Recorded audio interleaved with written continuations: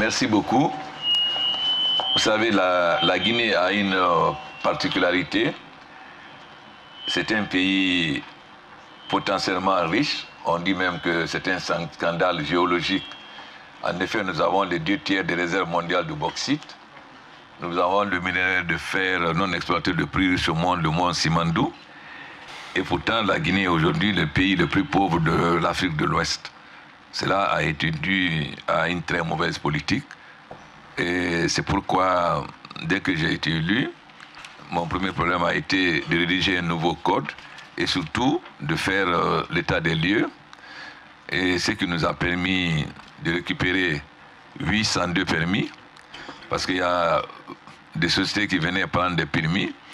Et pendant 10 ans, ils ne savaient même pas où se trouvait la mine, mais pendant ce temps, ils gagnaient de l'argent à Londres. D'autres aussi mettaient nos mines en jachère pour développer des mines autre part. Mais grâce au soutien des États-Unis et de la Grande-Bretagne, de la France et de la Suisse, nous avons pu quand même réussir à récupérer nos mines Simandou 1 et 2. Et nous venons de signer donc des accords de cadre d'investissement avec Rio Tinto pour un investissement de 20 milliards. Nous avons signé avec Mubadala pour 5 milliards et avec AMC. Et surtout, ce n'est pas seulement les mines qui est important, c'est le chemin de fer et le port en eau profonde. Parce que vous savez que le développement de tout pays se fait à travers le chemin de fer.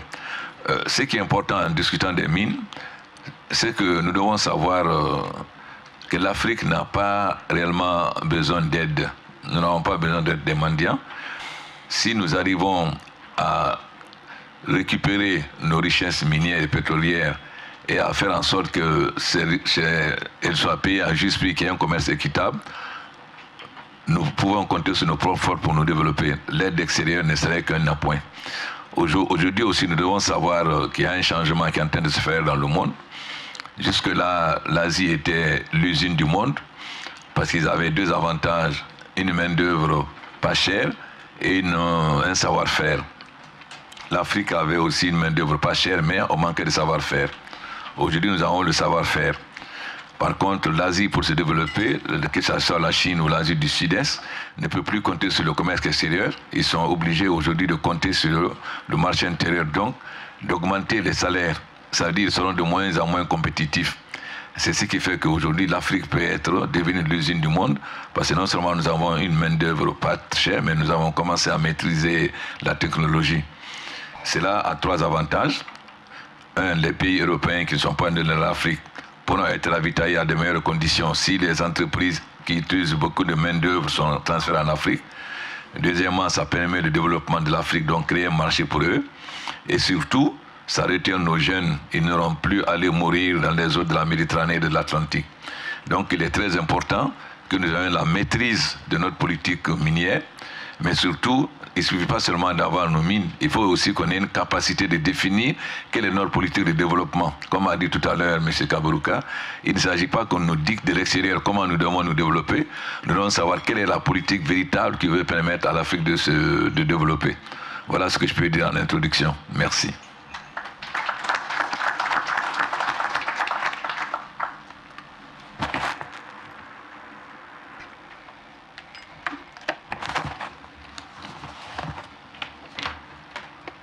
Thank you, sir. I want to keep this discussion fluid and moving. I don't want it to be sort of speeches. I want us to really get some things out of it. So my first question, when we talk about mining and infrastructure, quand on parle des mines et des infrastructures,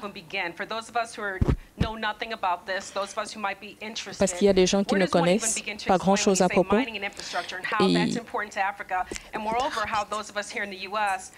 what we can learn from that, why we should care. I'll give that first question to you. Thank you. Well, I'll just give you a perspective of Shoreline Energy International, which I run. First, I see myself as an African on the continent. Je me vois comme un Africain pour un continent. 54 pays sont bénis avec les ressources qu'on a dans le pays. Yet, how many chocolate factories are in Africa?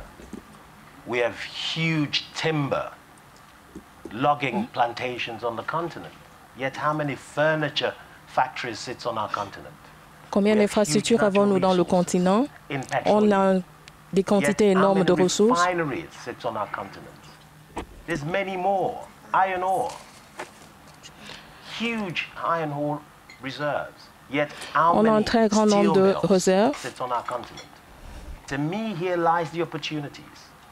And this is the advantage that's open to every single person standing, sitting, viewing Africa from the outside in. But one huge opportunity stands out today. This generation of Africans, we have taken the bull by the horn. We're doing it ourselves because the opportunity sitting in Africa is open to us now. Because we could see it, we could feel it, and we could do it. Shoreline Energy International, 4 years ago, we were sitting there and we saw this opportunity sitting in Nigeria, where the global oil companies operating in Nigeria were selling assets. But these are numbers pre-5 years ago an African company will not think about, $1 billion. But what I decided to do was simple. We approached the local banks and the international banks and said, on approche des banques internationales et des banques locales en Afrique et hors de l'Afrique et on fera la différence dans notre continent. Et on a fait cette transaction parce qu'on sera capable de construire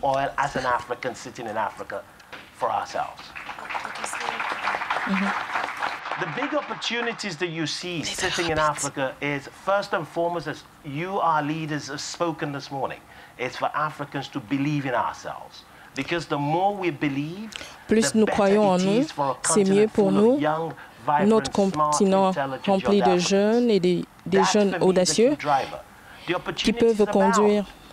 If you look at it right across board, from railway services, power, energy infrastructure, energy services. These are opportunities that's waiting for investments right across the continent. One important area that everyone's spoken about, that we need to touch more on our continent if we are to achieve most of these opportunities, is investment in our mothers, investment in our daughters, investment in our wives. Because the strength of Africa lies in our women. If we could put that investment in them, our homes will be secure because our wives could look after our children better. If we could invest that money in them, our mothers will bring up our children much better. Si on développe sur nos femmes, notre femme vont développer l'Afrique. Le futur de notre génération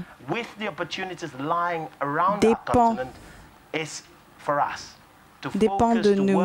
C'est à nous de nous concentrer et de travailler ensemble pour créer de nouvelles opportunités. Merci.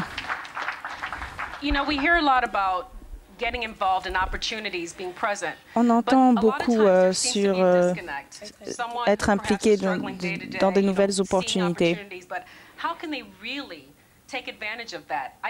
Mais comment ils peuvent vraiment profiter de ces opportunités? Parce que c'est une chose de dire qu'il y a des opportunités, mais comment ils peuvent profiter de ces opportunités? Quel serait le processus pour profiter de cette opportunité? Monsieur. Merci bien, Madame. Je pense que nous sommes à un tournant très important dans notre développement. Il y a une quinzaine d'années, il y a un rapport qui avait été fait sur l'Afrique, où le titre, c'était en anglais « Can Africa claim the 21st century ?» Est-ce que l'Afrique peut se réclamer du 21e siècle? À l'époque, on était relativement pessimiste. On estimait qu'on était très pauvre en infrastructure, en éducation. On comparait le nombre d'ingénieurs africains par rapport au nombre d'ingénieurs en Inde. On comparait le PIB de l'Afrique au PIB de la Belgique. Donc imaginez un peu le contraste. 15 ans après, comme nos dirigeants l'ont dit, je pense que nous sommes en train de connaître une nouvelle dynamique. Les ressources naturelles qui ont été pour certains pays une malédiction sont en train de devenir pour l'ensemble du continent une bénédiction. nos faiblesses en infrastructure, nos faiblesses en éducation, en santé, devraient être pour nous des opportunités. Mais comment faire? Et je crois que ce matin, nos dirigeants ont donné le chemin. Il faut que nous-mêmes, nous ayons notre propre vision. Auparavant, c'est d'autres qui réfléchissaient pour nous. Auparavant, il y avait le Fonds monétaire, la Banque mondiale, les grands pays qui disaient voilà ce dont l'Afrique a besoin. Et on est très heureux qu'aujourd'hui, ce sont les Africains qui sont assis ensemble, 100 mètres, qui décident de là où ils veulent aller. L'Union africaine vient de décider que dans 50 ans, que l'Afrique va se prendre en charge. Et je pense que pour cela, il faut qu'on travaille dur. L'éducation. Il faut que l'éducation nous permette de faire en sorte que nous puissions prendre à bras le corps nos problèmes. Deuxièmement, il faut que nous soyons intégrés, que nous puissions travailler ensemble, que nous puissions développer nos infrastructures. Au lieu de voyager pour aller au Nigeria ou en Tanzanie, de passer par Londres ou Paris, il faut que nous fassions en sorte que nous puissions faire un chemin direct.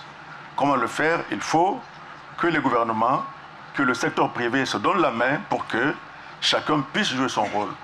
Que le gouvernement crée l'environnement qu'il faut. Très souvent, on dit que le continent africain est risqué parce que le coût des transactions, le coût de faire des affaires est extrêmement difficile. Tout à l'heure, on a parlé de la création d'entreprises. Certains pays mettent 3 mois, 6 mois pour créer une entreprise. Donc, il nous faut réduire ce temps-là. Et cette réduction peut faire en sorte que l'opportunité puisse être créée.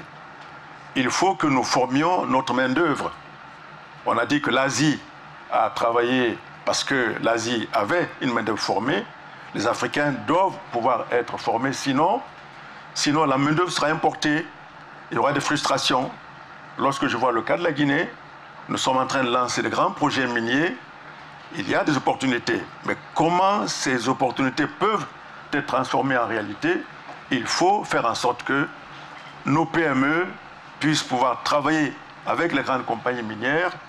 Il faut que nous puissions développer les capacités de nos PME. Et je salue la présence parmi nous de la SFI à la personne de M. Prosper, qui est en train de nous aider à faire en sorte que la notion de contenu local dans les activités minières, que cette notion puisse permettre non seulement de créer des emplois, mais faire en sorte que nos PME puissent bénéficier de l'activité des compagnies minières. Sinon, ces compagnies viendront avec leur main-d'œuvre, leurs ingénieurs, et non seulement il n'y aura pas de valeur ajoutée, mais le tout va partir à l'extérieur. Donc je pense que l'opportunité, c'est d'abord que nos dirigeants puissent créer les environnements qu'il faut, mais également que nous créions le capital humain qui finalement va tout changer. Voilà un peu mon point de vue. Thank you. I know that there are a lot of outside issues that come into play here, but I really want to focus on, mining and infrastructure and talking about perhaps policies that have been put into place or changes that make it easier for investment, for people to really take advantage of it. And Lisa, I want to open this up to you. And then after Lisa, can we hear from Dale? Rendre plus facile aux gens d'investir en Afrique. Je pense qu'il y a beaucoup d'opportunités dans l'Afrique avec beaucoup de projets d'infrastructure. Et je pense que c'est ça notre focus, les Américains. For the Africa Leader Summit that was outside of Washington, D.C. And we hosted delegates from Kenya, Nigeria, Liberia. Nous avons reçu la délégation de différents pays africains pour parler des infrastructures à créer dans ces pays. Et ils ont eu l'opportunité de voir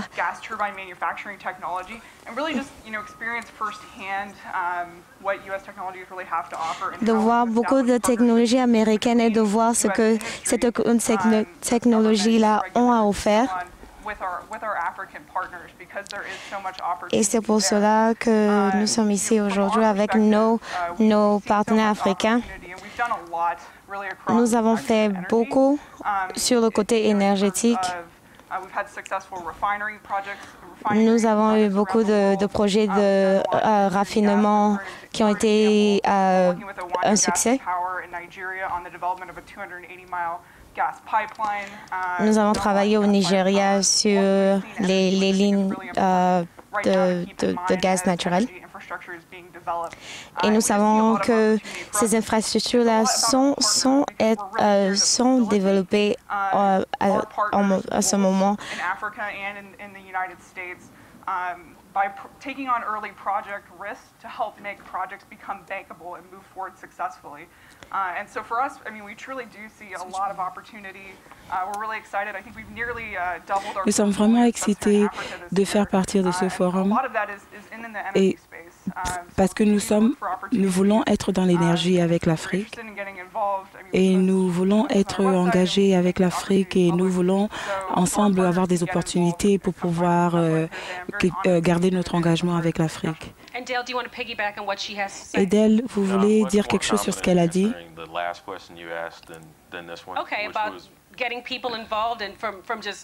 Nous voulons que vous parliez d'elle un peu de comment est-ce que la population peut être engagée dans le même effort. Quand nous sommes ici, nous disons, voilà, les opportunités sont grandes, et c'est vrai. Et nous sommes ici, les gens qui sont dans cette salle comme moi, nous n'avions pas l'occasion de participer à ce genre d'opportunité avant, mais voilà, nous sommes ici et voilà, nous avons cette opportunité et nous pourrons maintenant participer.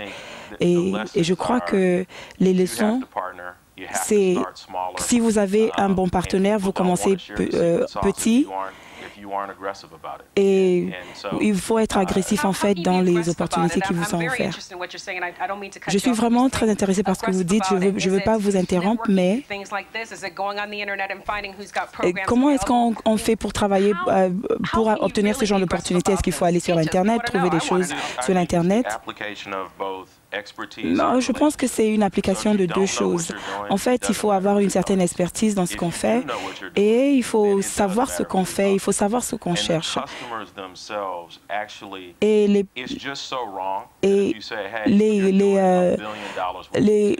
clients eux-mêmes se disent, bon, nous voulons aussi investir dans ce genre d'opportunités. Vous n'avez pas besoin d'être millionnaire ou d'avoir beaucoup d'argent, mais vous pouvez commencer à votre niveau. Et quand vous allez chercher des fonds pour l'investissement, bon, peut-être que vous n'aurez pas l'occasion d'avoir beaucoup d'argent, mais vous pouvez commencer à votre niveau. Et en fait, quand vous cherchez des investissements, il faut être capable de vouloir faire les choses, les petites choses d'abord avant d'en arriver aux grandes.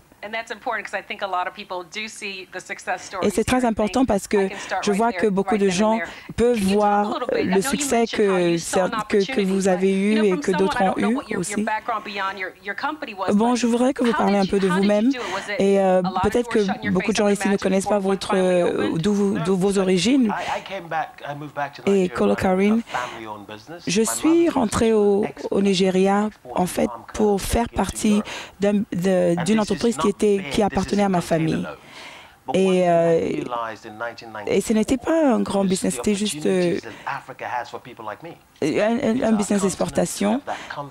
Et donc, je m'y suis engagée. Mais il est très important de comprendre qu'on doit croire en soi-même. Et c'est très important de savoir qu'en fait, ça peut être très simple. Et je me rappelle que ça peut commencer par un deal de $2. Et je me rappelle que ma mère, qui faisait dans l'élevage et tout, elle avait des porcs, des chèvres, et elle a commencé à ce niveau-là. Mais nous avions une confiance en nous, sachant que nous pouvions commencer petit et grandir. Et on a vu les opportunités quand nous y étions dans le passé, et maintenant nous sommes devenus une compagnie importante en Afrique. Et nous sommes devenus une compagnie avec laquelle maintenant qui est parlée en Afrique. Et nous voyons que nous aussi, nous pouvons faire la différence parce que notre compagnie n'est pas seulement une compagnie qui a été installée en Afrique par des Européens, mais une compagnie d'origine africaine par les Africains. Ce que nous avons fait, c'est que, par exemple, dans la compagnie, nous avons approché ABB et au Nigeria. Et ils sont devenus nos partenaires et ils ont revendu 40% de leur business au Nigeria à nous.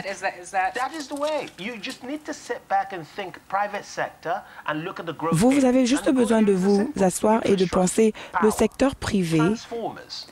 C'est des transformeurs, c'est des petites puissances en fait.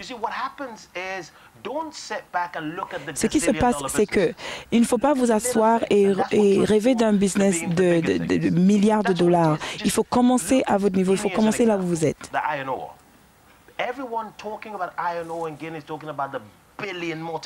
Et tout le monde qui parle en ce moment du gaz et du gaz naturel et du gaz pur, du gaz brut en Guinée maintenant parle seulement des business de milliards de dollars. Mais en fait, il faut commencer petit et c'est des petits business en fait qui font tourner la machine.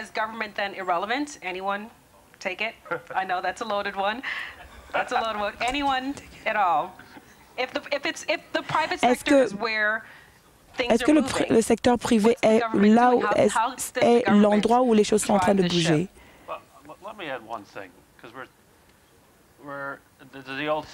OK, laissez-moi rajouter quelque chose.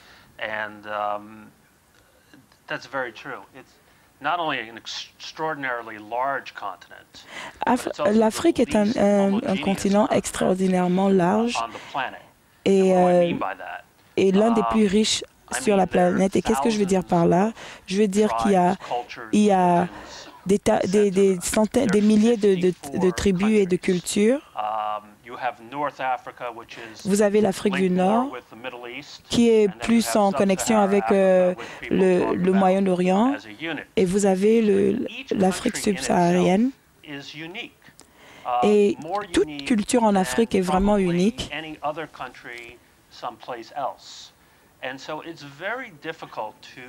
Et il est vraiment difficile de parler de façon vague et de façon large de l'Afrique. Kola parle du Nigeria. Le Nigeria, en ce moment, est le plus... South Africa was the largest for a long time. It's probably the most developed country on the continent. A lot of people will tell you. Beaucoup de personnes vous disent que l'Afrique. Vous ne pouvez pas parler de l'Afrique et parler de l'Afrique du Sud parce que l'Afrique du Sud est différente de l'Afrique. Moi, j'ai vu tous ces conflits frontaliers. Which is completely different than places that we're talking about like South Africa. Sont vraiment différentes des places comme l'Afrique du Sud, les infrastructures, les mines, les nouveaux pays. Le nouveau pays en Afrique, c'est le Soudan du Sud. C'est un pays qui est vraiment en grand, qui n'a pas de gouvernement actuellement. Il y en a un qui est plutôt en théorie, mais il n'y a vraiment pas un gouvernement. Et maintenant, on regarde Nigeria qui est en train de commencer à parler aux classes un peu plus élevées, aux deuxième classes.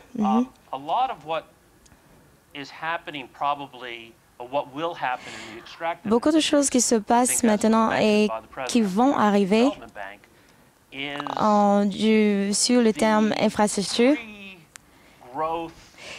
c'est que l'Afrique est là à la place qui précède la croissance des compagnies multinationales en Afrique.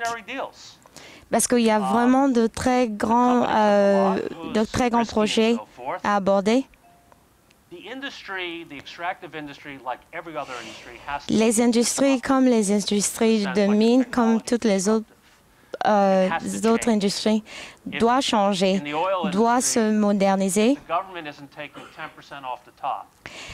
Dans l'industrie de l'huile, si le gouvernement ne prend pas 10% de ses profits, on n'a pas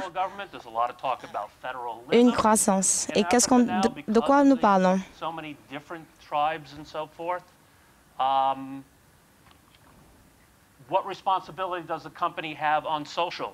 Quelle est la responsabilité sociale des compagnies quand ils prennent certaines terres locales? Dans ce cas, ils doivent éduquer, ils doivent donner la santé publique. Je voulais plutôt élever ces problèmes aujourd'hui. Je sais qu'on ne va pas les régler en 45 minutes, mais je voulais les élever aujourd'hui. Every place has its unique issues, but I do want to make sure that we are getting the most out of this panel. And panelists, please, if there's something that's being said you want to jump in, please do. Again, I want to make this a robust discussion. I don't want this to merely be a question and answer Je veux que nous session, tous participons à cette session, cette discussion. Il faut comprendre que c'est une discussion vraiment importante et s'il y a quelque chose qui vous vient dans la tête, je vous en prie, s'il vous plaît, partagez avec nous.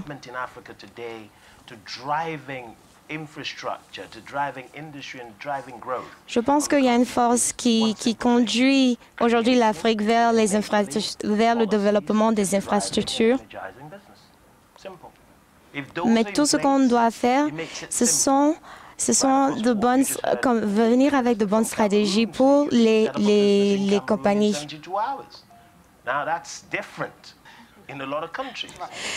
Par exemple, au Cameroun, on peut créer une compagnie en 72 heures. C'est vraiment différent des autres pays africains. Ici, je sais qu'en 72 heures, je peux faire des documents, je peux avoir une compagnie enregistrée. Et regardez, en Ouganda, on a même le permis de travail. Il faut ce genre de stratégie qui vont encourager des investissements internes.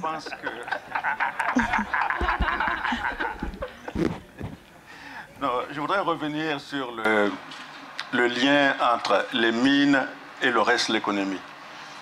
Jusqu'à présent, les mines ont évolué comme des activités enclaves, où les compagnies minières travaillaient en isolement par rapport au reste de l'économie et où tout ce qui s'y faisait était importé sans que l'économie autour n'en bénéficie. Si je prends le cas de la Guinée, même l'eau des compagnies minières était importée, la nourriture était importée.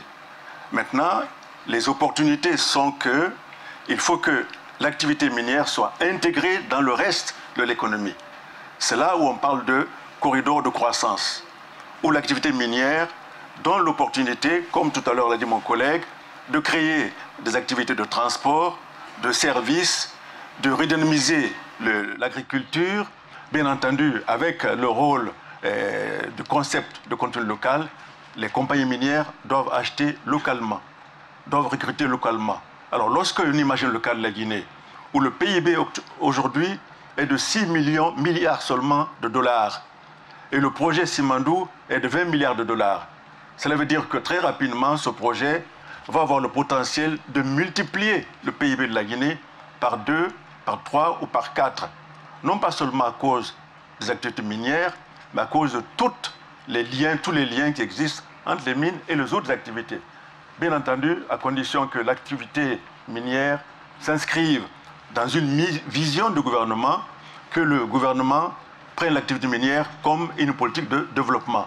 Et c'est pour cela que chez nous, notre président dit que les mines vont au-delà des activités minières, c'est le développement tout simplement. Il faut que la mine s'inscrive non seulement dans la nation, mais également au niveau local, où toutes les collectivités locales doivent bénéficier de l'activité minière. Sinon, elles ne seront pas soutenues, sinon l'Afrique ne pourra jamais voir le bénéfice de ces activités. Thank you. So you're talking about a global vision that governments have to create. On parle d'une vision globale que le gouvernement doit créer. Qui veut dire un mot à propos de cela? De quoi on parle exactement? Dale? Dale? Le gouvernement n'est pas du tout mon expertise. Mr. President, please. Je crois que dans le cas de la Guinée, ce qui nous intéresse, bien sûr, le développement de la mine est très important, mais dans ce qui nous intéresse dans le projet que nous avons, c'est d'abord le chemin de fer. Aucun pays au monde ne s'est développé sans chemin de fer. Nous connaissons le cas des États-Unis, de la Chine, de l'URSS. Le chemin de fer de Simandou va permettre de relier les 4 régions de la Guinée. Quand on voit une région comme la région forestière, elle est extrêmement riche sur le plan agricole. Mais à cause du manque des infrastructures, nous n'arrivons pas à bénéficier de cette richesse. Ensuite, quand on prend le Fouta, il est extrêmement important, on peut faire de l'élevage, mais le Fouta peut produire tout ce qu'on produit sur la Côte d'Azur, c'est-à-dire les pommes, les poires, les fraises, etc. Et nous avons beaucoup de pommes de terre qu'aujourd'hui nous exportons au Sénégal. Avec le chemin de fer, nous pouvons transformer cela en purée et en chips, etc.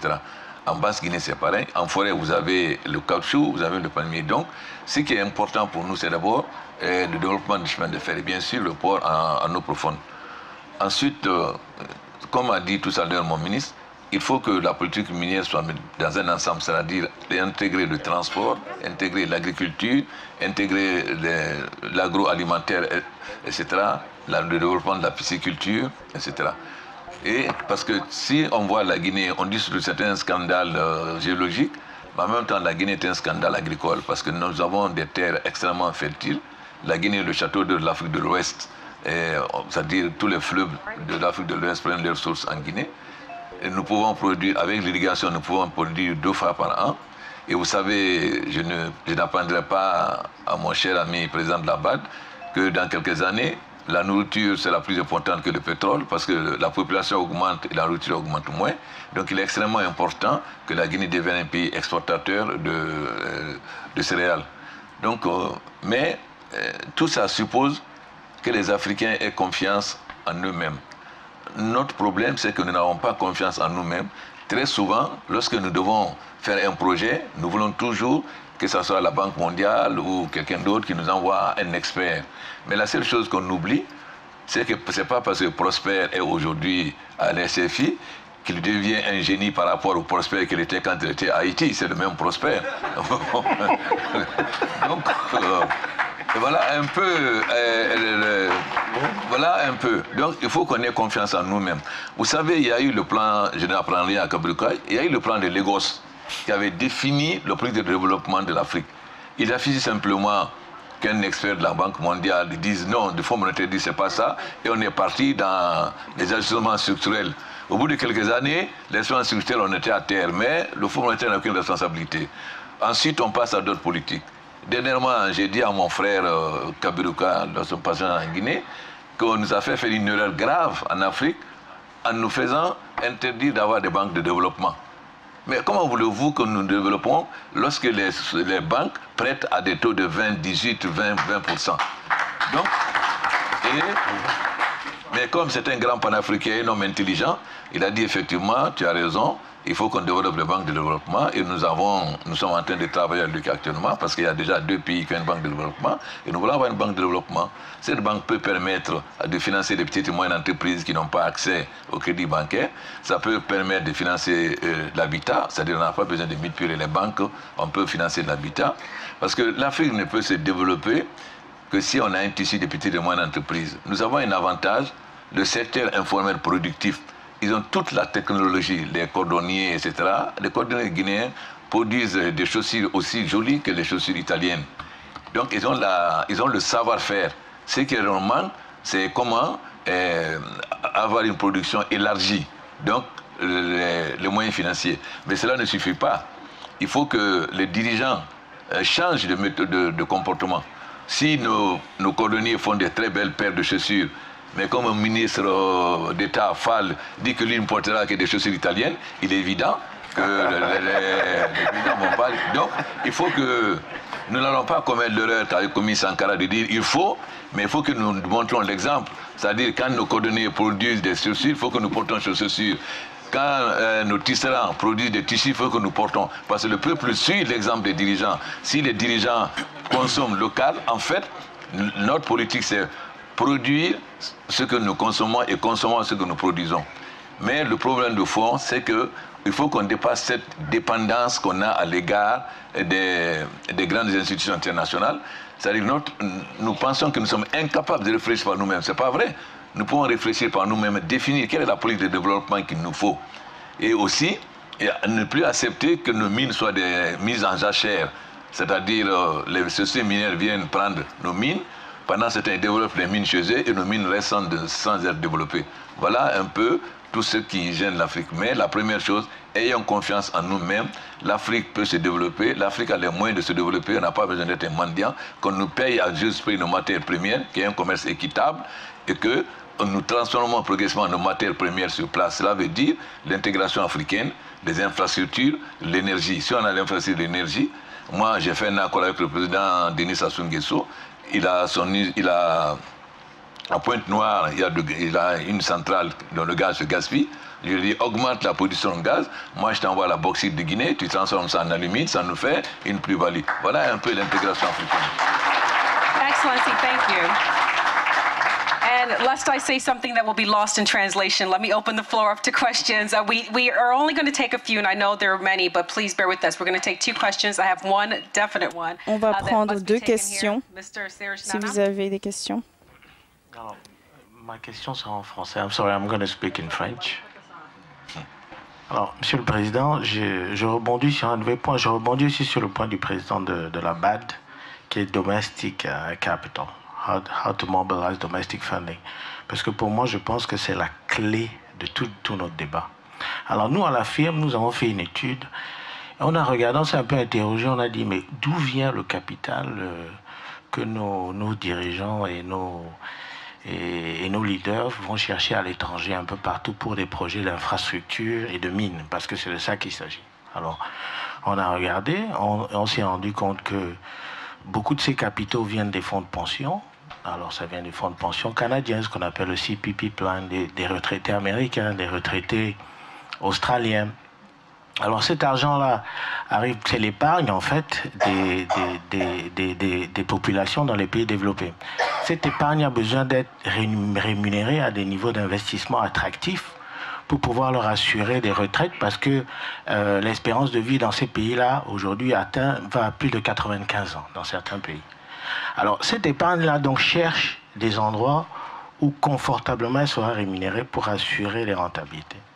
Et alors, l'OCDE a sorti un rapport il y a 4 ans en disant que infrastructure as an asset class. Donc, infrastructure, qui est l'infrastructure aujourd'hui, est considérée comme un actif le plus sûr pour pouvoir rémunérer les épargnes des retraités de ces pays-là. Et aujourd'hui, qu'est-ce qu'on regarde dans tous nos pays africains? C'est quand on parle de projets miniers, on parle en fait de projets d'infrastructure. Parce que la mine, c'est secondaire quand on parle de projets miniers. Pour ce qui concerne les zones africaines où le potentiel minier est vraiment important, ce n'est pas un problème minier, c'est des problèmes d'infrastructure. Donc on arrive à quoi? On arrive à des schémas où on a dans des pays développés, des gens qui ont bien réfléchi et qui s'arrangent à ce que l'argent de leur épargne, de leurs retraités, se retrouve dans nos actifs d'infrastructure, donc dans les centrales d'énergie pour pouvoir sortir les mines, dans les chemins de fer, on en parlait de Simandou, Balam, etc. Et ils font tout pour que dans 25, 30, 40, 50 ans, leur population aura des rémunérations confortables. Alors la question que j'aimerais partager avec nos dirigeants, c'est de dire, OK, nous, qu'est-ce que nous on fait pour nos populations, pour leur épargne dans 25, dans 30, dans 40, dans 50 ans? Parce qu'en fait, c'est ça fondamentalement le débat. Il est de dire, OK, nous avons de l'épargne. Déjà, il faut la mobiliser. On ne réfléchit pas beaucoup à notre épargne long terme. Elle est où? Elle se situe où? Comment est-ce qu'on peut s'assurer que cette épargne long terme va aller?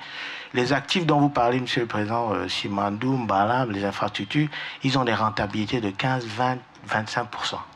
Alors si nous, notre propre épargne, elle est très petite, mais si on commence déjà à la canaliser vers nos actifs à nous, qui sécurisent les populations des pays développés à travers des différents fonds, cette épargne-là, demain, sera rémunéré de manière confortable et on pourra changer un peu le niveau de partage de rentabilité qui se fait sur ces projets d'infrastructure de mines chez nous. Parce qu'aujourd'hui, il y a quelqu'un qui prend la part du lion et nous, on est un peu défendu. Donc, je ne vais pas être très long, mais j'aimerais bien qu'on en parle. J'aimerais bien... S'il avait été plus long... That was a speech, not a question. It was a lengthy question. I gather a speech as well. So whoever wants to tackle that on the panel, and hopefully we can get in another question.